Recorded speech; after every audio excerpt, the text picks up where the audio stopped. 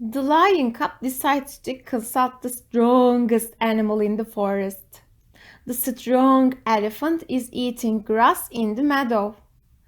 Strong elephant! The lion cub shouts.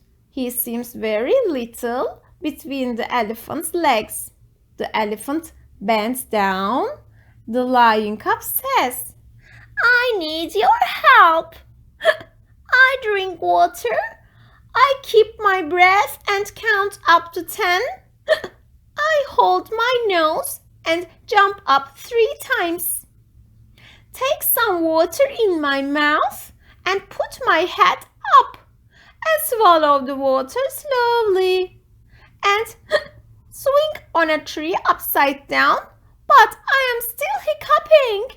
What should I do?